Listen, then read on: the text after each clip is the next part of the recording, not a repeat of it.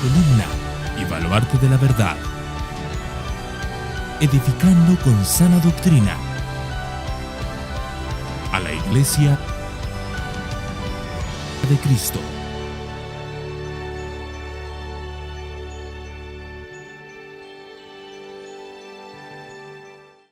Así que el domingo que viene estaré empezando la serie en el libro de Habacuc. Tenía muchas ganas de predicarlo y exponerlo, así que la semana que viene empezamos nueva serie. Y hoy quería terminar con este pasaje, que yo creo que es un gran texto para culminar esta serie, además de un gran texto para recordar la cena del Señor, además de un gran texto para llevarnos a casa en nuestros corazones. El título del mensaje de hoy es Nuestro Getsemaní. Nuestro Getsemaní. Y la lectura que vamos a estar compartiendo está en el libro de Marcos, capítulo 14. Marcos, capítulo 14, versículos 32 al 42. Marcos, capítulo 14, versículos 32 al 42. Y dice así la palabra del Señor. Y llegaron a un lugar que se llama Getsemaní, y dijo a sus discípulos: sentaos aquí hasta que yo haya orado. Y tomó consigo a Pedro, a Jacobo y a Juan, y comenzó a afligirse y a angustiarse mucho, y les dijo: mi alma está muy afligida, hasta el punto de la muerte. Quedaos aquí y velad. Adelantándose un poco, se postró en tierra y oraba, que si fuera posible, pasara de él aquella hora, y decía: Abba, Padre, para ti todas las cosas son posibles. Aparta de mí esta copa, pero no sea lo que yo quiero, sino lo que tú quieras. Entonces vino y los halló durmiendo, y dijo a Pedro: Simón, ¿duermes? ¿No pudiste velar ni por una hora? Velad y orad, para que no entréis en tentación. El espíritu está dispuesto, pero la carne es débil. Se fue otra vez y oró, diciendo las mismas palabras. Y vino de nuevo y los halló durmiendo, porque sus ojos estaban muy cargados de sueño y no sabían qué responderle. Vino por tercera vez y les dijo: ¿todavía estáis durmiendo y descansando? Basta ya, ha llegado la hora. He aquí, el Hijo del Hombre es entregado en manos de los pecadores. Levantaos, vámonos, mirad, está cerca el que me entrega. Padre, qué gloriosa palabra, qué glorioso texto, qué gloriosa escena. Nuestro Señor y Salvador esperando el momento en que será prendido y será llevado como el peor de los malhechores, golpeado y torturado hasta el punto de morir. Qué escena, Señor. Nuestro Señor postrado en sufrimientos ante ti, clamando que si era posible pasar a la copa, pero sometiéndose a tu voluntad. Señor, que hoy nuestros corazones aprendan de esta escena, que hoy nuestros corazones se postren ante esta escena, que hoy nuestros corazones se rindan ante esta escena, y que tu Santo Espíritu obre en cada uno de nosotros. Señor, yo llevaré la palabra a sus oídos. Llévala tú a sus corazones y obra en cada uno de tus hijos. En el nombre de Jesús. Amén, amén y amén.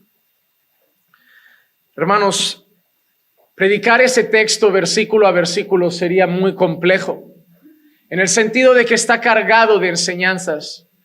Se puede mirar esta escena desde diferentes perspectivas. A veces vemos películas, yo no sé si han visto alguna de este tipo, que te cuentan la misma historia desde diferentes escenas. Desde una familia o desde otra familia, desde un protagonista o desde otro protagonista. Esta escena cambia mucho dependiendo desde a quién mires. Cambia mucho si ves a Jesús o si miras a los discípulos o si miras al Padre o si miras a los soldados y al traidor. Por un lado, tenemos una escena que nos muestra al Padre, escuchando posiblemente la oración llena de más dolor y angustia que haya recibido en todos los tiempos. La oración de su Hijo amado, que está a punto de padecer el peor de los horrores sobre sus hombros. Y la oración de un hijo suplicándole a su padre que si es posible, lo libre de ese dolor. Mirar la escena desde los ojos de Dios es ver cómo el Creador ve que la creación ha pecado, que la creación se ha rebelado, que la creación le ha dado la espalda y que su santo y perfecto Hijo le está pidiendo, si es posible, no sufrir por esa creación, no sufrir de esa manera, salvarlos quizá de otra forma o pagar el precio de otro modo.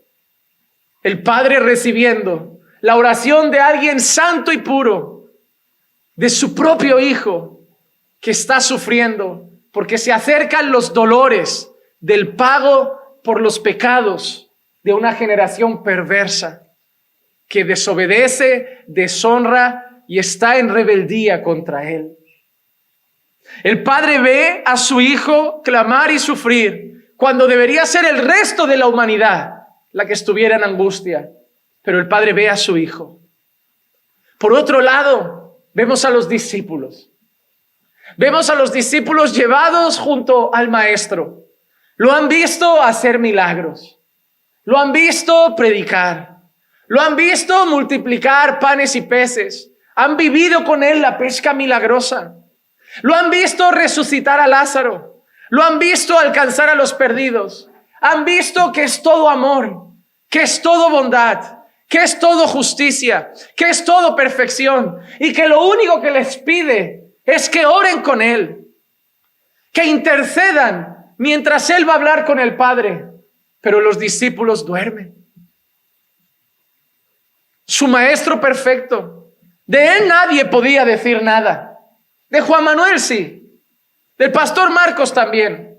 Pero de Él nadie podía decir, Él no nos ama, Él no muestra amor, Él nos da indirectas desde el púlpito cuando predica. De Él nadie podía decir nada. Él merecía que velaran con Él. Él merecía total obediencia. Y aún así los discípulos lo acompañan y en cuanto el Maestro se da la espalda, los discípulos duermen. Por otro lado, vemos a Judas, que vio su amor, que recibió sus enseñanzas, que vio sus milagros, que vio su bondad, su justicia y su santidad, pero que lo traicionó. Y eso nos enseña algo, que muchas personas a veces culpan la iglesia y los pastores cuando se quieren desviar de la fe. Pero Judas se apartó y tuvo al mejor de los pastores. Al final son solo pretextos. Quien quiere seguir a Dios lo sigue a pesar de las personas. Las personas nunca nos pueden apartar de la fe. La propia Escritura dice que ni lo alto ni lo profundo, ni lo pasado ni lo porvenir, ni muerte ni vida, nada nos separará del amor que está en Cristo Jesús. Las personas menos todavía. Aquellos que somos convencidos, aquellos que hemos sido convertidos por el poder del Espíritu Santo, podemos ser lastimados, pero siempre seguiremos a nuestro Señor Jesús. Pero por ahí vienen los que lo van a aprender, los que lo odian, porque los que vienen con Judas no lo aman. Los que vienen con Judas son sus enemigos. Los que vienen con Judas lo quieren ver sufrir, lo quieren ver morir. Ya habían tramado muchas veces el matarlo, pero no habían podido. No habían encontrado el momento, no habían encontrado el lugar adecuado, no habían encontrado la situación adecuada, pero encontraron al traidor adecuado y tramaron el plan adecuado. Y ahí llegaban con espadas y antorchas, con soldados romanos, para prender a alguien santo y puro y tratarlo como un malhechor.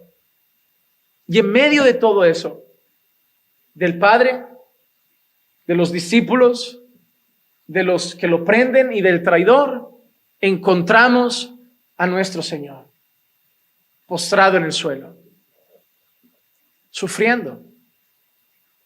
No caminando tranquilo hacia la cruz, como bueno, es lo que me toca. Angustiado, afligido. Por un lado, Él sabe que vienen los traidores. Por un lado, Él sabe que vienen los que le van a prender y Él está ahí. Por otro lado, sabe que sus discípulos duermen y Él está ahí. Parece que en ese último momento todo pinta mal. Yo a veces he pensado que el enemigo estaba usando sus últimas fuerzas para intentar desanimar a Jesús. Es decir, ¿ves, Jesús, tus discípulos dormidos? Otros vienen a matarte. Estás solo. ¿Has venido a morir por la humanidad? ¿Has venido a morir, no, por tu pueblo, por tus escogidos, por tus redimidos, por aquellos que serán tus discípulos? ¿Y dónde están, Jesús? ¿Dónde están? Cuando habían panes y peces, Jesús, miles de personas. Cuando resucitabas a los muertos, miles de personas. Cuando sanabas a los enfermos, miles de personas. Cuando concedías lo que querían ellos, miles de personas. Pero ¿dónde están ahora, Jesús? ¿Dónde están ahora en la angustia?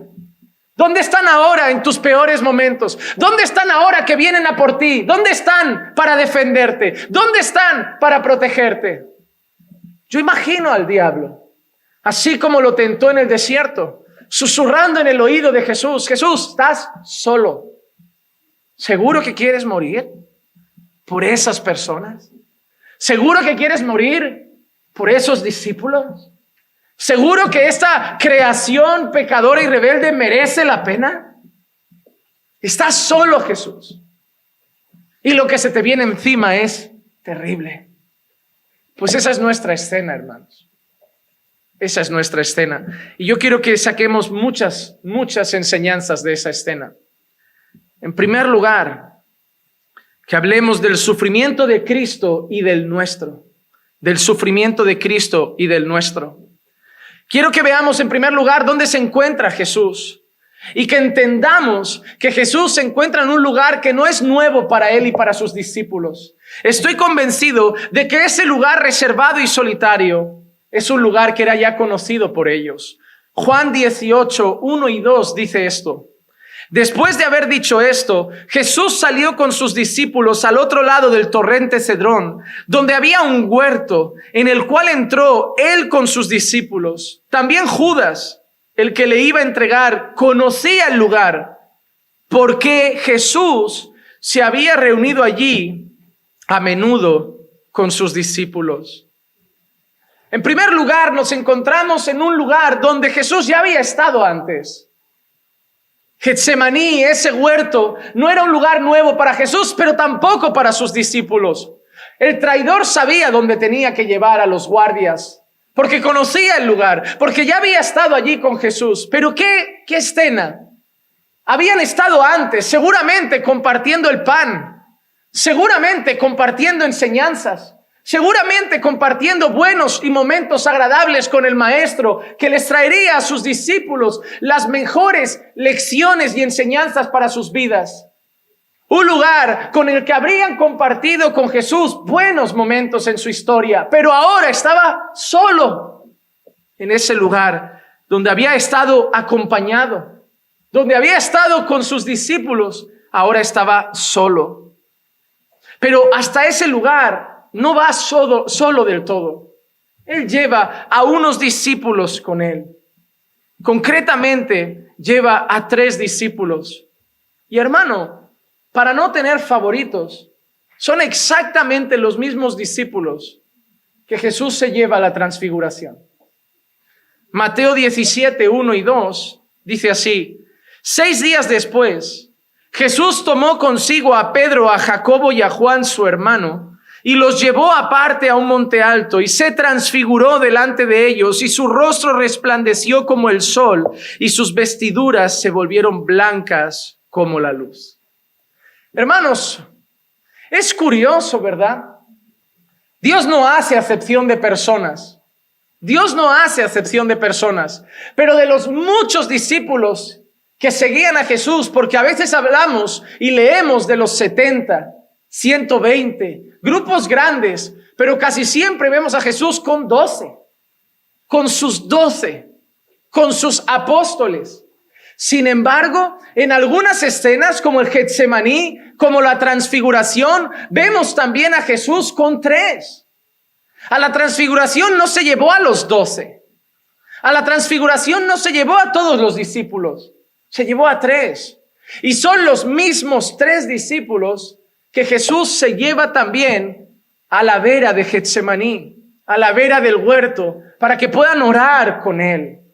Hermanos, hay una diferencia entre hacer acepción de personas y tener tratos específicos con algunas personas. Por ejemplo, yo soy pastor de esta iglesia. Amo a toda mi congregación por igual. Amo a todos mis hermanos por igual, pero no quedo lo mismo con todos. Hay gente con las que quedo regularmente por motivos diferentes. Quizá porque veo futuros pastores en ellos y los traigo a casa. ¿Por qué? Les enseño más de cerca. Los comparto más con ellos, vivencias del ministerio, porque creo que mañana las vivirán. Y no quiero que aprendan solo la teoría, sino también la práctica. A lo mejor son los que suelo llevar a una visita a un hospital o a algún lugar, porque quiero que ellos aprendan lo que es el ministerio pastoral. No son mis favoritos, pero quizá veo un llamado y hay que prepararlos. No creo que sea conveniente después que sean pastores que empiecen a vivir las cosas, sino antes, para que cuando estén aquí sirviendo al Señor, ya tengan experiencia de haber estado al lado de su pastor, viviendo esas cosas, porque creo que es el modelo de Jesús. Jesús no suelta a los apóstoles a la labor sin antes haber pasado tiempo con ellos y enseñarles cómo se hacía y luego encomendarles la tarea. Pero eso no es tener favoritos. A veces tenemos más afinidad con algunas personas. A veces tenemos una misión particular con algunas personas. A veces queremos preparar más a alguna persona y quieres dedicar e invertir más tiempo en alguna persona. Pero eso no es hacer acepción de personas. Hacer acepción de personas es cuando tu corazón tiene desigualdades por las personas. Es cuando entra un pobre y un rico y tu corazón está más inclinado a amar al pobre o al rico, a uno de los dos, por cualquier motivación. Entonces, Dios no hace acepción de personas, pero hay algo evidente. Tenía 12 discípulos mucho más cercanos que el resto, y de esos 12, a solo 3 se lleva la transfiguración y a solo 3 están en esta escena. Nos encontramos entonces a Jesús, que se lleva a 3 discípulos cercanos a su momento de mayor angustia, a orar al Padre, a los que pone a velar y los lleva a un lugar conocido por él. Pero vamos a seguir ahora con las cosas que son fundamentales para nuestra enseñanza y para nuestro corazón. La primera pregunta que quiero hacer: ¿cómo se encontraba Jesús? ¿Cómo se encontraba Jesús? Versículos 33 y versículo 34. Mira que podemos leer en la Escritura. Y tomó consigo a Pedro, a Jacobo y a Juan, y comenzó a afligirse y a angustiarse mucho. A afligirse y a angustiarse mucho. Y les dijo: mi alma está muy afligida hasta el punto de la muerte. Jesús habrá tenido momentos de alegría. Habrá tenido momentos de gozo. Jesús no ha sido siempre, cada día, un mártir maltratado por las personas. Habrán gozado. Seguramente disfrutó en las bodas de Caná.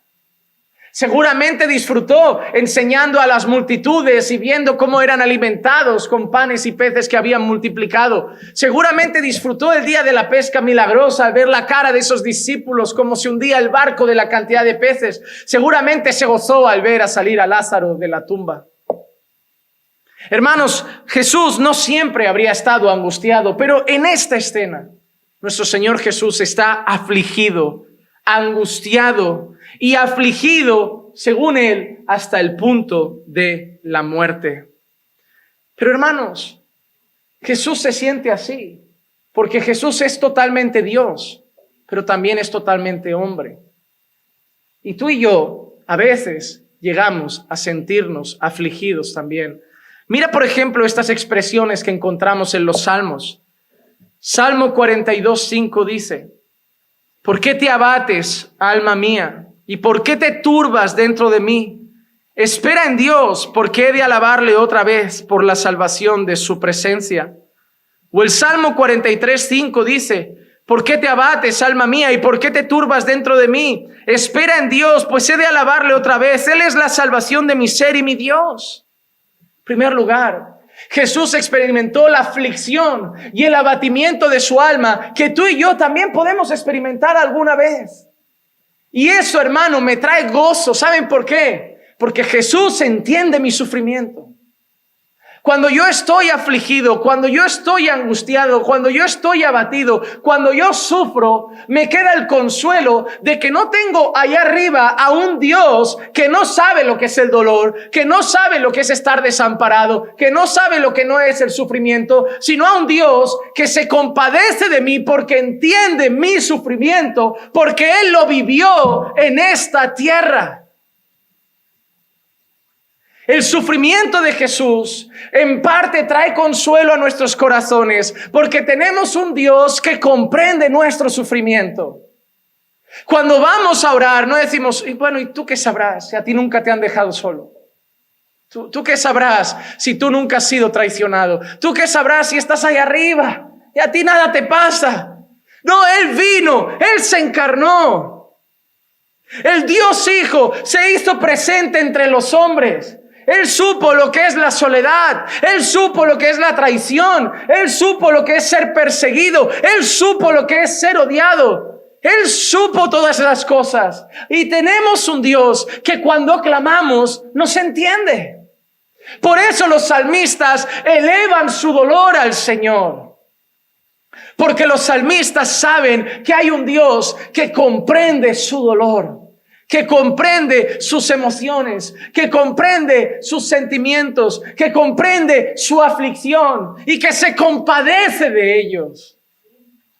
Hermano, cuando sufras, sí, el cálido abrazo de un amigo está bien.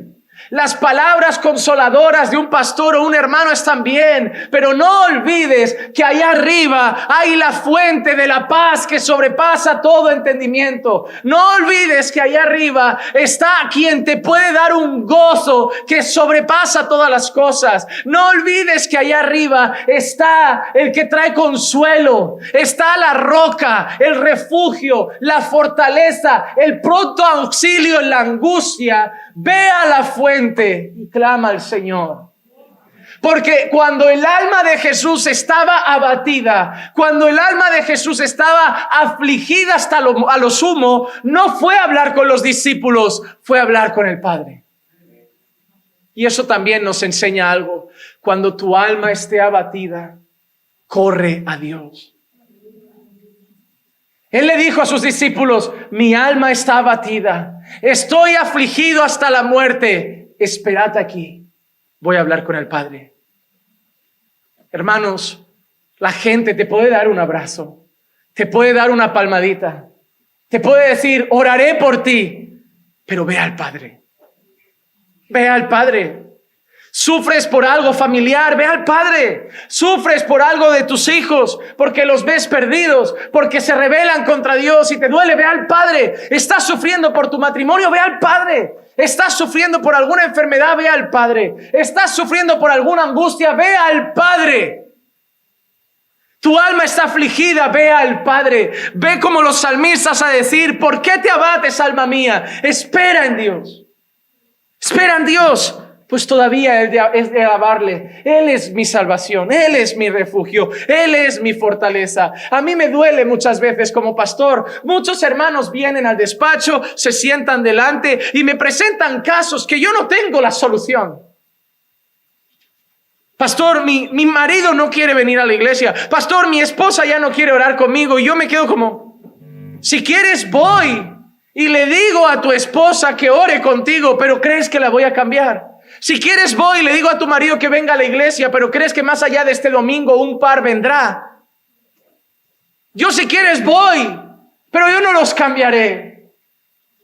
A veces traéis problemas a los pastores y está bien para orar por ellos, para intentar dar un buen consejo, pero cosas que no podemos solucionar.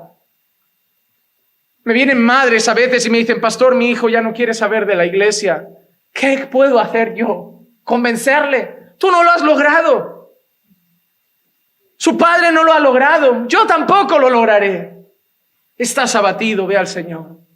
Él sí puede cambiar sus corazones, Él sí puede despertar su fe, Él sí puede cambiar las circunstancias. Yo no calmo las tormentas, pero Él en medio de la tempestad trajo bonanza. Tu alma está afligida, ve a Dios, ve a Dios. Lo primero que veo en este texto es que Jesús estaba afligido. Y Jesús nos enseña que en medio de la aflicción hay que ir a Dios. Segunda cosa que quiero responder, ¿qué pidió Jesús? Porque Jesús está afligido, ¿verdad? Y va a hablar con Dios, pero ¿qué le pide a Dios en medio de su aflicción? ¿Qué le pide a Dios en medio de su sufrimiento? Y eso lo vemos en los versículos 35 y el principio del versículo 36. Adelantándose un poco, se postró en tierra y oraba que si fuera posible pasara de él aquella hora, y decía: Abba, Padre, para ti todas las cosas son posibles, aparta de mí esta copa. Está afligido, está sufriendo porque sabe que le viene encima una copa. Sabe que le viene encima algo. Sabe lo que le está por enfrentar en cuestión de minutos. ¿Y qué le pide al Padre? ¿Qué le pide al Padre? ¿Le dice: dame fuerzas para superarlo? ¿Le dice: acompáñame? ¿Le dice: dame fuerzas para enfrentar lo que viene? ¿Qué le pide? Sácalo, quítalo. Si es posible, aparta de mí esta copa. Hermano, le pide a Dios que si es posible, no tenga que pasar por eso. Tú a veces pasas por cosas y también le pides a Dios que las quite. Le pedimos a Dios que quite enfermedades. Le pedimos a Dios que quite circunstancias difíciles, personales, emocionales, familiares. Es lícito pedirle a Dios. Yo creo en la soberanía de Dios. Yo creo que Dios hará siempre su voluntad, pero yo le pido y le ruego porque es todopoderoso y a veces su voluntad es compadecerse de mí y apartar lo que yo le pido que aparte. Así que vemos al Hijo pedirle al Padre que si es posible, aparte de él lo que se le viene encima. Hermano, llegaría a parecer que Jesús se está arrepintiendo. Si no lees con cuidado, llegaría a parecer que Jesús está diciendo: me lo he pensado mejor. Llegaría a parecer que el diablo está ganando. Y que está viendo Jesús la escena y dice: oye, al final podemos hacer otra cosa. La primera cosa que yo quiero que respondamos aquí es lo siguiente. Esa copa que quiere pasar, esa copa que Jesús temía, era el castigo de los hombres. Era el castigo de los hombres. Jesús temía a los soldados romanos. Jesús temía el látigo de Roma. Jesús estaba temiendo los clavos. Jesús estaba temiendo la corona de espinos. Jesús estaba temiendo los juicios ante Pilato o Herodes. Jesús estaba temiendo las acusaciones de los escribas y fariseos.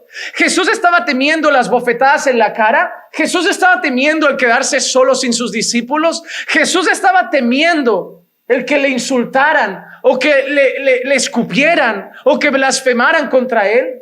¿Es esa copa la que Jesús teme? ¿Es esa copa la que Jesús está pidiendo que pase? No. Porque Jesús dijo esto en Lucas 12, 4 y 5. Y yo os digo, amigos míos, no temáis a los que matan el cuerpo y después de esto no tienen nada más que puedan hacer. Pero yo os mostraré a quién debéis temer. Temed al que después de matar tiene poder para arrojar al infierno. Sí os digo, a este temed. Jesús no temía a Roma. Jesús no temía a escribas y fariseos. Jesús no temía a sus discípulos, al traidor de Judas. Jesús no temía a los soldados. Jesús no temía a los hombres, porque Jesús había enseñado que no debíamos temer a los hombres, porque lo máximo que pueden hacer es matar esta carne. Si ahora entra por aquí un radical de cualquier otra religión, me pone un cuchillo en el cuello y me dice, niega a Jesús o muere, mátame. Mátame. Lo único que vas a poder hacer es que mi corazón deje de latir aquí. Pero así como el malhechor le dijo el Señor, hoy estarás conmigo en el paraíso, después de degollarme, me mandas con el Señor. Para mí el vivir es Cristo y el morir es ganancia. No tememos a los hombres. Por eso hay misioneros en Corea. Por eso hay misioneros en la India. Por eso hay misioneros en Nepal. Por eso hay misioneros en China. Porque no temen a los hombres. Porque saben que la muerte para ellos no es el final. Saben que los hombres lo máximo que pueden hacer es eso. Amenazarnos con una muerte física.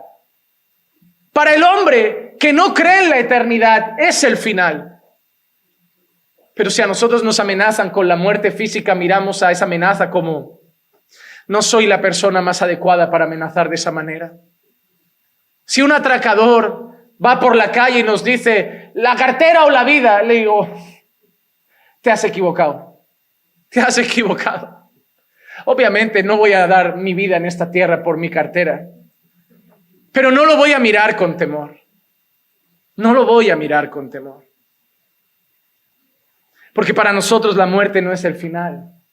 Jesús no temía la copa de Roma. Jesús no temía la copa de los escribas. Jesús no temía la copa de los fariseos. Si tú lees Apocalipsis, hay una cosa que se llama las copas de la ira de Dios.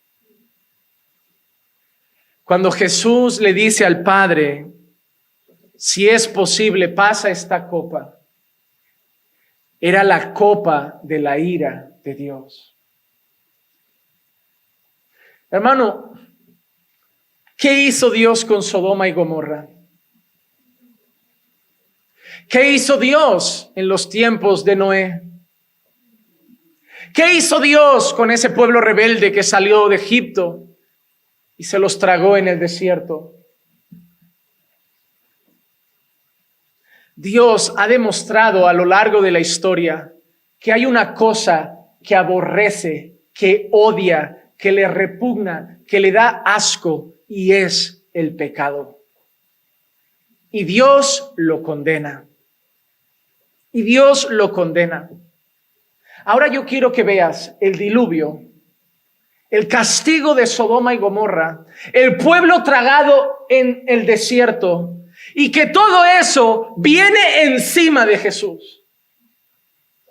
El castigo de la ira de Dios por el pecado.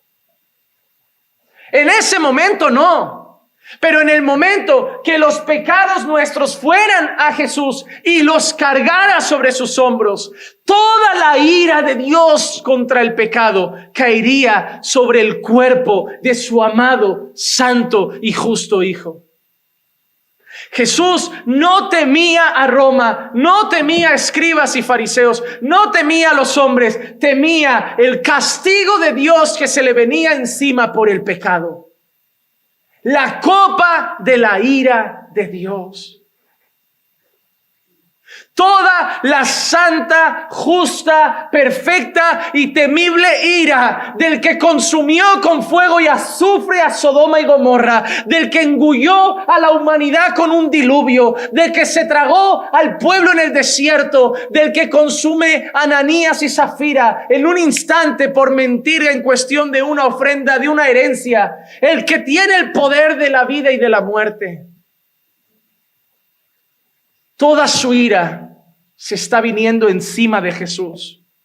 Jesús está orando en Getsemaní y lo que está viendo no son las antorchas de Roma, la ira de Dios llegando sobre su vida. Y no hay nada más temible en este mundo que la ira del Señor.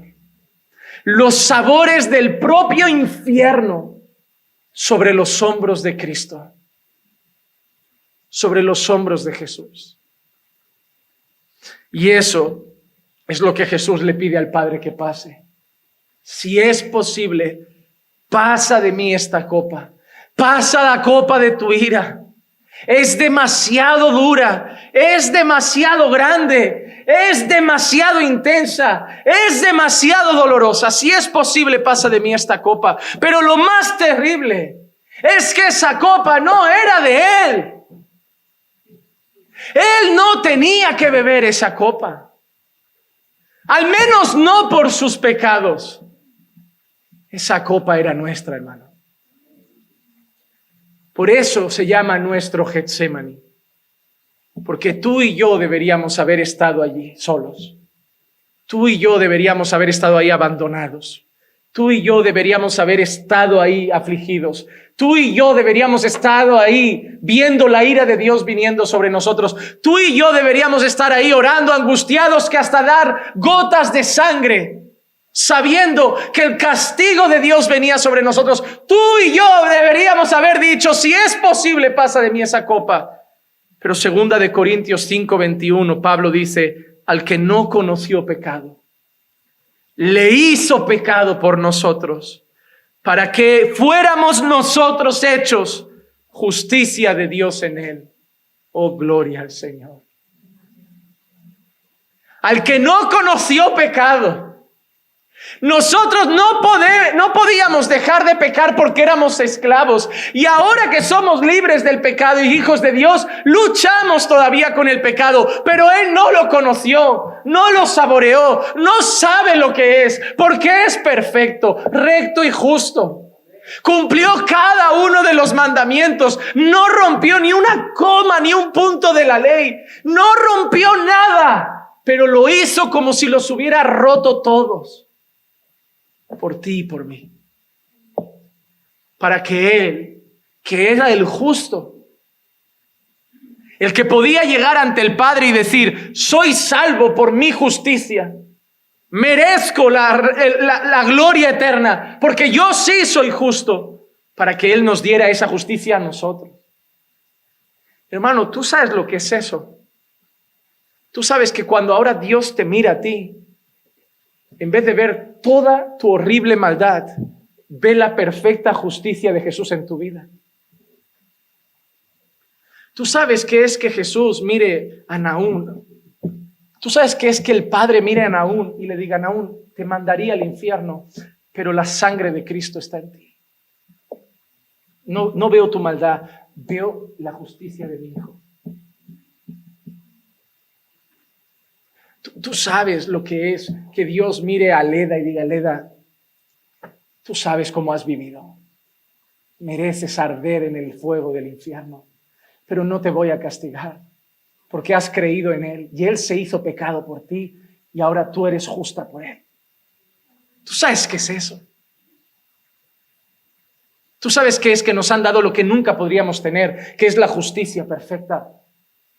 Porque para entrar al reino de los cielos no puede haber pecado. Solo se entra perfecto, sin mancha, sin arruga. Por eso la Biblia dice que todo aquel que intenta salvarse por las obras de la ley se perderá, porque nadie puede cumplir toda la ley. Santiago dice que el que rompe un mandamiento para Dios es como si hubiera roto todos. Pero ahí tenemos al único que no rompió ninguno, pero se hizo pecado por nosotros. En aquella cruz, cuando el Padre mira a Jesús, por un instante, Jesús parece realmente el mayor de los pecadores, porque todos tus pecados y los míos pasaron sobre Él. Mis fornicaciones cayeron en sus hombros. Mi deshonra a mis padres cayó sobre sus hombros.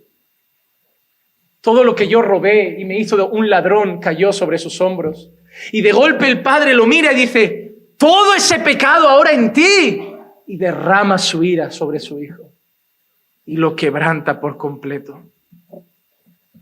Hermanos, Jesús temía al Padre, no temía a Roma, porque ¿cómo actúa Dios ante el pecado? ¿Cómo actúa Dios ante el pecado? Sofonías 1, 14 y 15 dice, cercano está el gran día del Señor, cercano y muy próximo. El clamor del día del Señor es amargo. Allí gritará el guerrero, día de ira aquel día de congoja y de angustia, día de destrucción y desolación, día de tinieblas y lobreguez, día nublado y de densa oscuridad. Eso es Dios castigando el pecado. Eso es Dios. Y déjame decirte algo, hermano. Eso es lo que le espera al mundo que no tiene a Cristo. El día de la segunda venida de Cristo para algunos será el día más glorioso y para otros será el día más terrible. Unos cantaremos y otros se querrán esconder bajo los montes, pero no habrá cómo. Experimentarán esto, congoja, angustia, destrucción, desolación, tinieblas, lobreguez, día nublado y de densa oscuridad. Eso es lo que temía Jesús. Esa es la copa de la ira de Dios. Ese es nuestro Dios ante el pecado. Dios condena el pecado. Y cuando Cristo cargó sus pecados, los nuestros sobre sus hombros, todo eso vino sobre Él. Hermano, una cosa antes de seguir. Dios sigue odiando el pecado. Que Jesús haya pagado por nuestros pecados no significa que ahora nuestros pecados Dios le den igual. Dios sigue odiando nuestros pecados. Cuando tú pecas conociendo a Dios, Dios lo aborrece. Dios lo aborrece. Hermano, espero que entender la ira de Dios por el pecado, el castigo de Dios por el pecado sobre Jesús, te haga entender cuánto Dios aborrece cuando miras pornografía,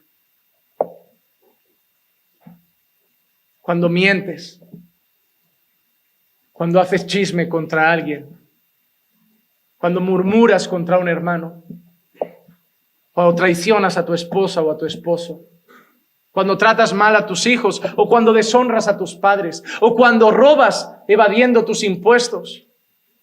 Que entiendas todo lo que Dios odia el pecado. Y que si lo vuelves a hacer, hermano, es como olvidarte de lo que Dios hizo sobre Cristo por causa de ello. Dios, hermanos, no dio a su Hijo para que pagara por nuestros pecados y pudiéramos seguir pecando tranquilos. Dios dio a su Hijo para que pagáramos por para pagar por nuestros pecados y para que entendiéramos la gravedad de los pecados y viviéramos en santidad para su gloria. Segundo punto que quiero tratar hoy. ¿Cómo actuó Jesús en medio del sufrimiento? ¿Cómo actuó Jesús? Versículos 35 y 36 dice: adelantándose un poco, se postró en tierra y oraba. Versículo 36, y decía: Abba, Padre, para ti todas las cosas son posibles. Y el versículo 39 dice: se fue otra vez y oró, diciendo las mismas palabras. ¿Qué palabras repitió? Las que ha registrado. Si es posible, pasa de mí esta copa. Pero vemos algo claro, hermanos. En medio del sufrimiento, como hemos dicho al principio, Jesús oró al Padre. Jesús se postró en tierra y oraba. Hermano, esas son esas oraciones, como digo yo, de las que valen. Porque a mí me gusta decirlo así y espero que me entiendan. Hay oraciones y oraciones. Como digo yo a veces en casa, en familia, está la oración protocolaria, la de vamos a comer, ¿quién ora? Tú, venga, Señor, gracias por estos alimentos, bendice a mis hermanos y cuida de aquellos que no tienen, en el nombre de Jesús, amén. Está la oración protocolaria, la de buenos días. Oh, Señor, gracias por darme un día más, Señor, llévame con bien al trabajo, cuídame, Señor, guárdame, gracias. Y la de la noche es igual. Pero luego está la oración. La que no está en el protocolo. La que no tienes como que el peso de hay que hacerla. Porque la de la comida parece que si no la haces, ¿sabes cuando estás comiendo con hermanos y uno va a comer y alguien lo mira en plan, ¡oh! No hemos orado, ¿eh? Parece que la ira de Dios va a caer sobre ese hombre porque... Y algunos oran, es como... ¡Qué vergüenza! Se sienten menos cristianos. Pero qué triste, ¿no? Porque hay gente que hace esa y no hace ninguna más. Soy muy cristiano porque no me olvidé de dar gracias por la comida, pero ese día no oró más. Y a lo mejor ese hermano corrió por lo que sea, tenía hambre, estaba desnutrido, o la pintaba muy bien el ceviche y no se aguantó. pero a lo mejor luego reservó una hora para hablar con el Padre. Hay gente que solo cumple el protocolo, pero esta oración no era protocolaria. Esta oración no era una oración de costumbre. Esta oración es esa oración que necesitas hacer. Que no puedes estar con nadie más. Que se lleva a 3 amigos y les dice, hasta aquí, porque esta parte la tengo que recorrer solo. Yo hay oraciones que no hago con mi esposa. Mi esposa tiene su tiempo personal con el Señor. Hay momentos de angustia que yo como marido, si los pongo sobre los hombros de mi esposa, la voy a cargar con algo que no me va a poder ayudar. Y a lo mejor la preocupo y la lleno de una angustia innecesaria que el Señor mañana puede aliviar de mi corazón. O estoy pasando por momentos o luchas que no quiero cargar sobre sus hombros, pero que me llevan a irme, no sé, coger a mis perros, salir a la montaña, dejarlos un momento atados ahí cerca y decir, esperadme aquí. Yo solo tengo 2 perros, no tengo 3 compañeros, así que esperadme aquí, que ahora vuelvo. Pasa que ellos velan más que los discípulos. Cuando vuelvo nunca están durmiendo. Son más leales. Pero cuando esas oraciones, hermano, cambian cosas. A veces no cambian las circunstancias, pero nos cambian a nosotros.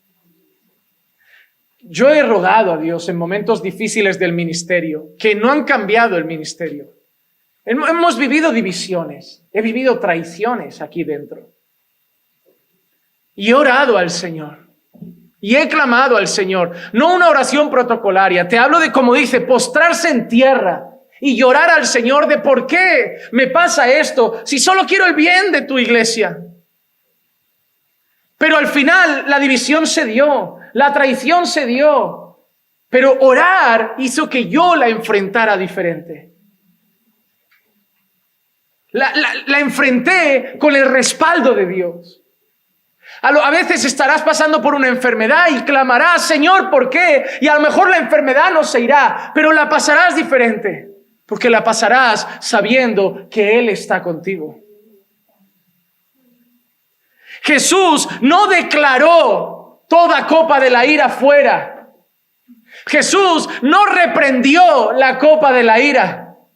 Jesús no dijo, yo echo fuera todo espíritu de la copa de la ira. Jesús no dijo, yo reprendo todo lo malo. Yo declaro todo lo malo fuera. Jesús dijo, si es posible. Si es posible. ¿O crees que Job no clamó nunca al Señor cuando perdió todo? ¿Crees que Job no miró a Dios como Señor? He hecho ofrendas por mí y hasta por mis hijos, por si pecaban contra ti. Lo he intentado hacer todo bien, Señor, ¿en qué? ¿Qué he hecho mal? Pero si hasta he hecho un pacto con mis ojos para no ver vírgenes. Job le estaba diciendo con eso a Dios, ni siquiera miro a otras mujeres, soy fiel a mi esposa, cuido a mi familia, cumplo mis votos. Y Dios mismo había dicho que era un hombre íntegro. Job no entendía nada, hermanos. Job no entendía nada. Job de golpe llega alguien, se cayó tu casa y estaba toda tu familia ahí. Job, solo queda tu mujer. Job, se ha muerto, no tienes ganado ya. Job, te han robado aquello. Job, ya no queda dinero. Y encima ahora una enfermedad. Y encima la mujer que queda, lo único que sabe decirme es maldice a Dios y muere. Y tengo unos amigos que me vienen a consolar, que están callados viendo mi enfermedad y mi dolor, mientras yo cavo un hoyo y me echo tierra encima, porque el olor podrido de mis llagas está trayendo a los animales del desierto. Y mis amigos están viendo cómo sufro en silencio, y cuando uno se digna hablar, lo único que me dice es, Job, Dios no trata así a la gente que anda bien.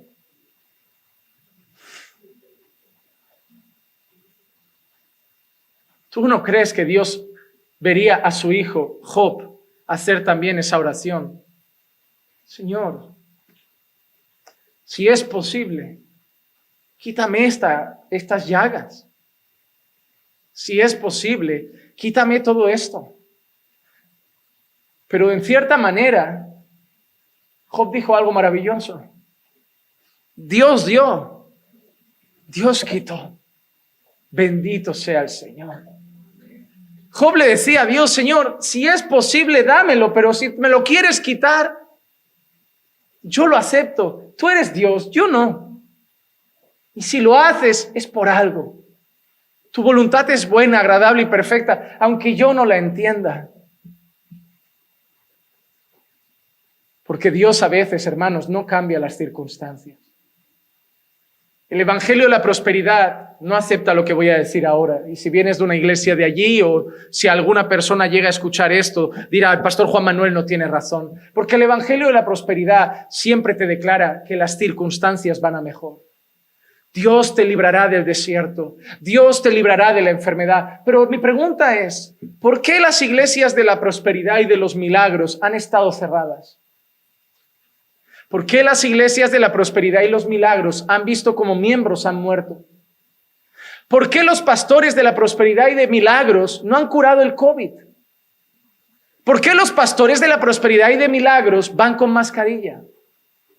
Porque en el fondo saben que su mensaje es una farsa. Esta pandemia entre otras cosas, ha servido para demostrar que los cultos de milagros son una farsa. Porque si se han necesitado cultos de sanidad y milagros han sido ahora y no ha habido ninguno.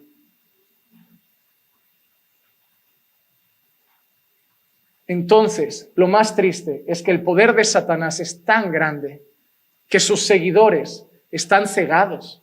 Y que ahora que se empiezan a abrir las iglesias, vuelven a hacer cultos de sanidad y milagros. Y la gente va. Mira a dónde llega la ceguera. Han muerto pastores por el coronavirus. Han muerto buenos creyentes. Y nunca hemos pensado que habían pecado contra el Señor. Hermano, el sol sale para todos. Y cuando llueve, llueve para justos e injustos. Dios no nos ha metido en una burbuja, pero a diferencia del incrédulo tenemos una promesa. Yo estaré con vosotros todos los días hasta el fin. Podrás acabar tus días en la cama de un hospital, pero las acabarás con el Señor. Y podrás partir de esta tierra con 50 años, pero partirás con el Señor. Y eso lo cambia todo. Hay una cosa preciosa. En medio del sufrimiento, Jesús ora al Padre. ¿Y el Padre qué hace? El Padre no desprecia la oración del Hijo. No la desprecia, la escucha y la atiende. Hebreos 5:7 dice, Cristo en los días de su carne, habiendo ofrecido oraciones y súplicas con gran clamor y lágrimas al que podía librarle de la muerte. Oraciones y súplicas con gran clamor y lágrimas, ¿a quién? A quien podía librarle de la muerte. Fue oído a causa de su temor reverente. Fue oído a causa de su temor reverente. Jesús, en medio de la angustia y la aflicción, va a orar al Padre. ¿Y qué hace el Padre? Escucha al Hijo. Dice el autor de Hebreos que el Padre no desprecia su oración. Y hermano, te digo una cosa. El Padre no desprecia las tuyas. Un día un hermano me dijo, pastor, yo es que oro, pero siento que Dios no me escucha. Y yo me gusta que la gente me explique esas cosas porque yo no las entiendo. Y le digo, ¿qué es eso de siento que Dios no me escucha? Digo, ¿y cómo es cuando sientes que Dios te escucha? ¿Hay dos asteriscos azules o algo en tu oración? En plan, la he leído. Y esta de hoy te la ha dejado en visto. ¿Cómo va? ¿Te ha bloqueado en el WhatsApp? ¿Cómo es eso de siento que Dios no me escucha? Es más, ¿y cómo es lo de siento que Dios me escucha? Hermano, te digo algo. Yo vengo de una iglesia donde toda mi fe se basaba en siento. Eso era todo lo que giraba en torno a esa palabra. Salíamos del culto y lo que decíamos es, hoy he sentido la presencia del Señor. Si teníamos un culto así, como el de ahora, en el que no hay ruido, ni jaleo, ni bulla, ni luego ministración y gente por el suelo, era un fracaso. Frío. Te traes a uno de mis antiguos hermanos a esta iglesia y te dirían, en esa iglesia no se siente el poder de Dios. Y cosas así, porque todo es siento. Pero luego ves los altibajos de los creyentes cuando dejan de sentir.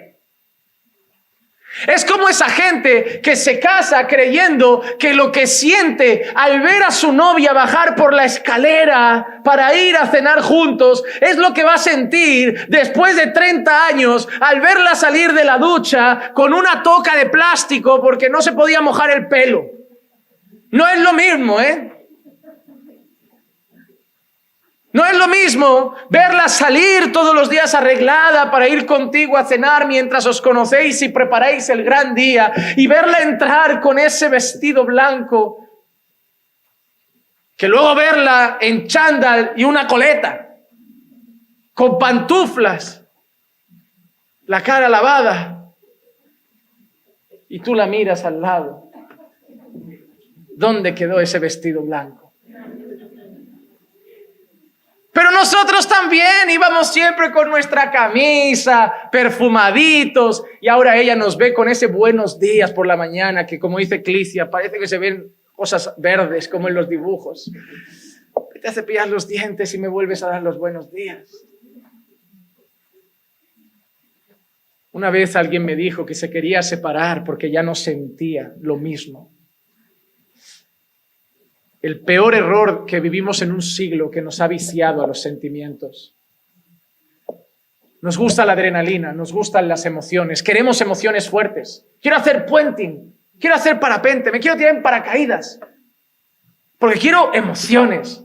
Y como la iglesia lo sabe, ¿qué les vamos a dar? Emociones. Vamos a ministrar y que se ponga el del piano y el de la batería, tum, tum, tum, tum, para que la gente entre en éxtasis y salgan, wow, qué culto. ¿Qué se predicó? No sé, pero sentí la presencia. Se habló de Jesús, supongo.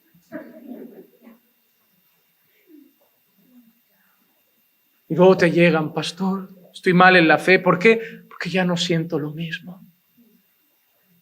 Es que la fe no es sentir, la fe es creer. A veces voy a orar, te lo digo de verdad, hay días que oro y siento que si abriera los ojos, Dios está ahí mirándome. Hermanos, hay días que sudo frío. Hay días que he hecho llanto que ni un bebé desconsolado. Hay días que acabo literalmente postrado en el suelo de casa. Pero ¿sabes qué? Hay días que voy a orar y siento que no pasa del techo. Hay días que voy a orar y llevo 15, 20 minutos y digo, ¿me escucha alguien? Esto está valiendo. Pero ¿sabes por qué no dejo de orar un día o el otro? Porque yo creo en su palabra. Y su palabra dice, el justo clama y Dios oye. Entonces no importa lo que yo siento, importa lo que yo sé. Y yo sé que Él me escucha, aunque yo sienta ese día que estoy más solo que la una. La fe es la convicción, no el sentimiento. Es la certeza de lo que se espera, la convicción de lo que no se ve. La fe no tiene nada que ver con sentir, porque los sentimientos son pasajeros, pero la fe es una certeza constante. Hoy siento y creo, mañana no siento y sigo creyendo. Hermanos, nosotros debemos tener una certeza. Cuando estamos afligidos y oramos, Dios nos escucha. Clama a Dios en tu aflicción porque Dios te escucha. Hermanos, nosotros debemos actuar como Jesús en los peores momentos de nuestra vida. Debemos también velar y orar. Versículo 38, velad y orad para que no entréis en tentación. El espíritu está dispuesto, pero la carne es débil. Los discípulos también tenían que estar orando, también tenían que estar velando. ¿Qué debemos hacer nosotros en medio del sufrimiento, en la angustia? Santiago 5:13, ¿sufre alguno entre vosotros? Que haga oración. Mira qué simple, que haga oración. Está alegre que cante, pero está afligido que ore. Pastor, estoy mal. Oración. Pastor, estoy triste, ora. Estoy afligido, ora. Estoy agobiado, ora. Tengo ansiedad, ora. Amor, te hago una tila, ora. No hay nada mejor que casarte con un creyente. Que dices así a tu esposa: amor, estoy angustiado, no puedo dormir. Prepárame una tila o algo. ¿Qué tila ni qué tila? Tila a orar. Tira a orar es lo que tienes que hacer. No, hermano, por eso el yugo desigual es terrible. Porque el yugo desigual te acaba haciendo: ¿dónde está tu Dios?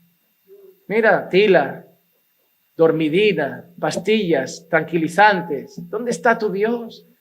Pero pones a un creyente al lado. Te dice: ora. ¿Y si no duermo? Sigue orando. ¿Y si no duermo? Sigue orando. Ya dormirás mañana. Pero esa angustia se va. Se va, pero se va en el Padre. Porque el diazepam te calma a 6 horas, luego vuelve. La borrachera te calma 6 horas, luego vuelve. La tila te calma 2 horas, luego vuelve. Pero Él te va a dar una paz que sobrepasa todo entendimiento.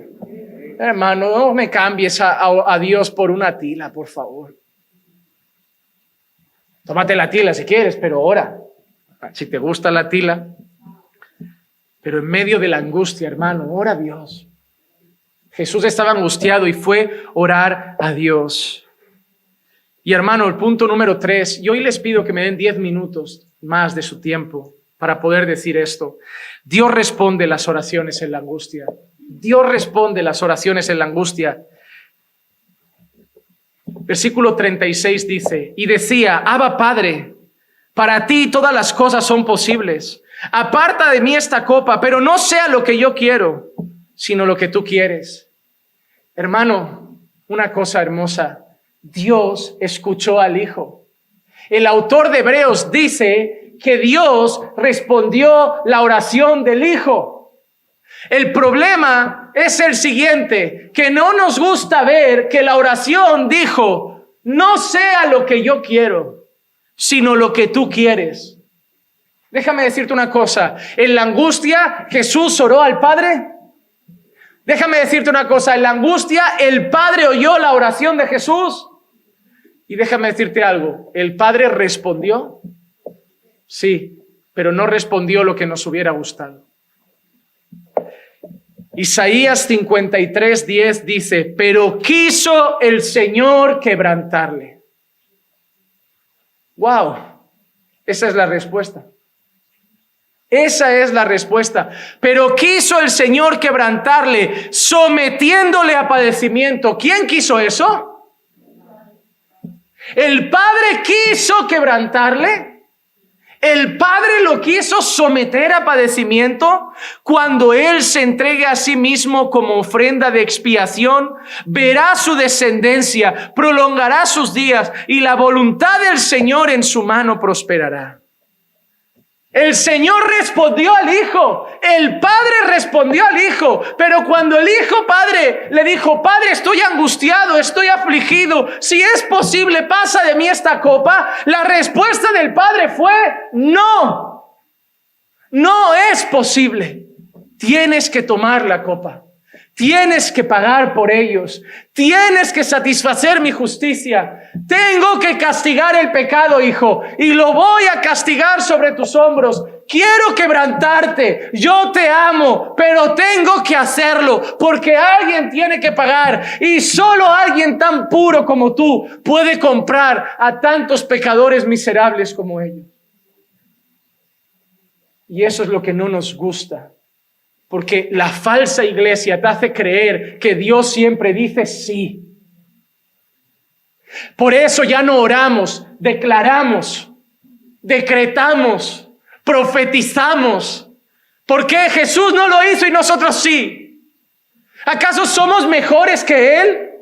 Para yo decirle al Señor: declaro esta enfermedad fuera, declaro prosperidad sobre tu casa, profetizo bendición sobre tu vida, declaro bendición sobre tu matrimonio. ¿Acaso soy yo alguien superior a Jesús?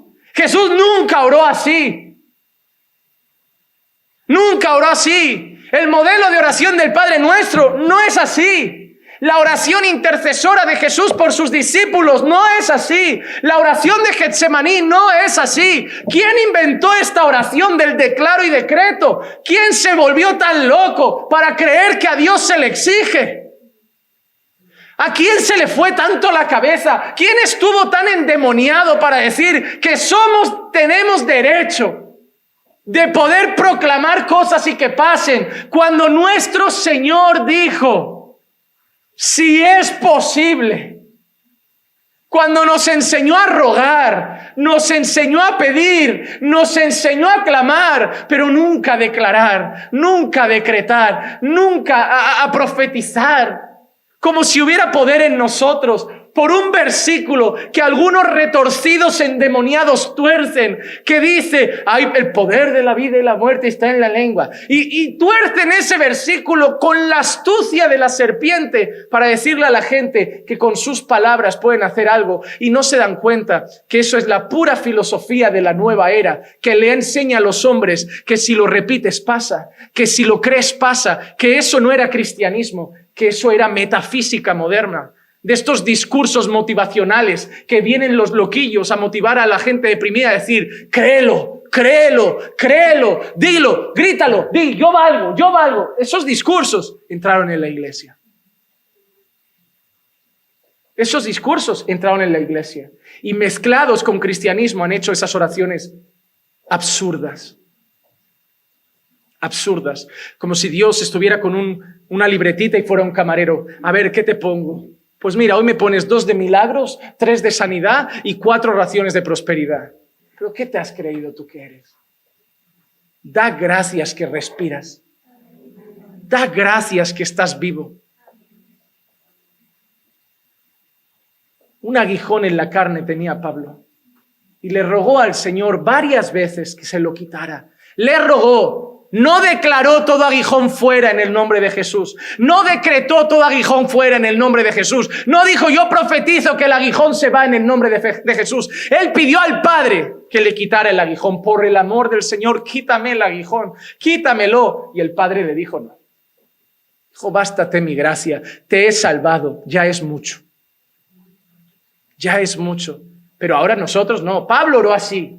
Jesús oró así. Pero nosotros somos la superiglesia profética apostólica del tercer nivel sobrenatural que ahora oramos como nos da la real gana y se nos olvida que Santiago 4:15 dice, más bien deberíais decir, si el Señor quiere, viviremos y haremos esto o aquello. Si el Señor quiere. Porque el que decide es Dios. Yo pido, yo ruego, yo suplico. Sí, yo soy como un bebé. Mira, yo me fui el otro día, estuvo mi sobrino con nosotros un par de días y me dio por llevármelo al Mercadona. Yo ahora empatizo con los padres. Clicia me dijo, llévate a Gabrielito al Mercadona a hacer la compra contigo mientras yo ordeno la casa. ¿Para qué? Yo no tengo hijos, pero yo he entendido mucho en 3 días. Creo que he entendido primero que no valgo para eso. Hermano, lo quería todo. Todo lo que tenía un dibujo, todo lo que era de chocolate, todo lo que tenía un pollo dibujado, un perro dibujado, un juguete dibujado, todo, todo. No una cosa, todo. Y le daba igual. Le decía, no, eso no, pues eso. No, eso no, pues eso. Le daba igual la cuestión. Hermano, pues yo algo aprendí. Yo soy así con Dios. Yo le pido a Dios como Él me pedía a mí en el súper. Señor, venga. Venga, venga, venga, venga. Soy así. Me someto a su voluntad. Pero le ruego todos los días. Le ruego todos los días. Hermanos, nosotros no somos quién para exigir a Dios. Y debemos entender que a veces la voluntad del Señor no es la que nos gusta. Hermano, tú estarías dispuesto. Déjame decirte una cosa. Si hoy Dios te dijera, te dejaré enfermo toda la vida, pero te salvo. Nunca tendrás casa propia. Vas a ganar lo justo y vas a vivir de alquiler toda la vida, pero te salvo. O es más, ni siquiera piso vas a tener de alquiler. Vas a tener que estar en una habitación porque te va a ir mal. En el trabajo vas a tener el pan de cada día. pero te salvo. ¿Seguirías a Jesús? ¿Seguirías a Jesús si te dijera, mira, yo te salvo, pero en la nevera va a haber arroz y huevo? No vas a poder irte muy lejos de vacaciones y vas a ver encima al impío prosperar. Y decirte tu propia familia que no es creyente y tú y Dios, ¿dónde está? ¿Seguirías a Jesús? Porque, hermano, si no eres capaz de seguir a Jesús solamente por haber pagado por tus pecados, este no es tu lugar. A Dios no se le adora por lo que nos puede dar. A Dios se lo adora por lo que ya nos dio. Porque nos dio a Jesucristo.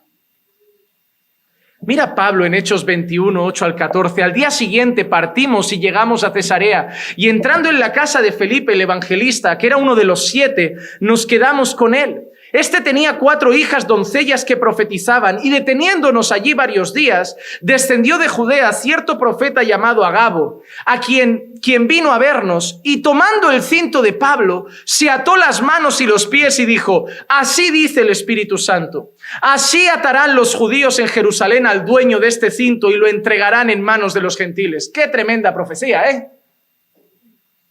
Igualita a las que dan hoy. Igualita a los profetas de hoy que te vienen con casas, trabajo, empresa, de todo, yates, éxito. Aquí el profeta coge un cinto, pues no sé de quién es, pero de quien sea este cinto le van a meter preso y no le va a ir muy bien allí. Si se levantaran profetas de verdad hoy, la iglesia se vacía. ¿Saben por qué las iglesias de esas que tienen profetas se llenan? Porque son de mentira. Porque a los profetas de verdad, lee la Biblia y dime cuántos los querían. El propio pueblo de Dios odiaba a los profetas de Dios. Porque cada vez que abrían la boca, hermano, era para decirte que venía juicio como no te arrepintieras. Pero nunca profetizaban riquezas y éxito porque todo estaba bien. Los falsos sí, cuando la Biblia habla de los falsos dicen paz, paz, pero no hay paz. Pero la gente, como digo, sigue ciega y los que decimos esto seguimos siendo los religiosos malvados. Pero mira, lo más impresionante es lo que pasa ahora. Al escuchar esto, tanto nosotros como los que vivían allí le rogábamos a Pablo que no fuera a Jerusalén. Pablo, te acaban de profetizar que si vas a Jerusalén te va a ir mal, vas a ir preso, a azotes. Y querían a Pablo. Y le fueron a decir que no vayas. Pero este Pablo, ojalá se levanten otros como él. Entonces Pablo respondió, ¿qué hacéis llorando? ¿Qué hacéis quebrantándome el corazón? Porque listo estoy, no solo a ser atado, sino a morir en Jerusalén por el nombre del Señor Jesús. Y mira qué bonito el 14. Pues como no se dejaba persuadir, nos callamos diciéndonos que se haga la voluntad del Señor. Pablo, no vayas. Pablo, que te matan. Pablo, que va. Pablo, la cárcel. Que me da igual. Pero Pablo, a ver, una cosa es que te persigan, otra cosa es que te digan que te van a perseguir y vayas. Que me da igual. Pablo, ¿sabes qué, Pablo? Que se haga la voluntad del Señor. Contigo no se puede. Esa es la escena. El amor de unos discípulos, de unos hermanos que no quieren que el hermano sufra, pero un hermano que sabe que vivir es Cristo. Y que si eso es lo que el Señor tiene, gloria a Dios. Pero mira el final. Al final decidimos hacer algo. Callarnos y decir que se haga la voluntad del Señor. Hermano, Jesús sufre y va a orar al Padre. Le pide al Padre que le quite el sufrimiento si es posible. Pero el Padre responde y la respuesta es no. Y Jesús bebe la copa de la ira de Dios. Pero entonces Y culmino con esto para irnos con el broche de oro hoy a casa. ¿Cuál es el resultado de la voluntad de Dios? Romanos 5:19. Porque así como por la desobediencia de un hombre los muchos fueron constituidos pecadores, así también por la obediencia de uno los muchos serán constituidos justos. Gracias a Dios que Jesús dijo: amén, sea hecha tu voluntad. Porque Él se sometió a la voluntad del Padre, aunque no fue agradable y fue la copa de su ira, tú y yo estamos hoy aquí. Que Dios no te quite el sufrimiento no significa que su obra no sea perfecta. Quizá tú no lo entiendes, pero algo perfecto Dios está haciendo, porque Él es perfecto y su obra siempre lo es, aunque nosotros no lo entendamos. En la angustia, clama al Padre como Jesús clamó. Ruega al Padre como Jesús rogó. Pero también te digo, hermano, acepta la voluntad del Padre como Jesús la aceptó, porque su voluntad es buena, agradable y perfecta. Y gracias a que Él aceptó su voluntad, hoy hemos venido a adorarle. Vamos a orar.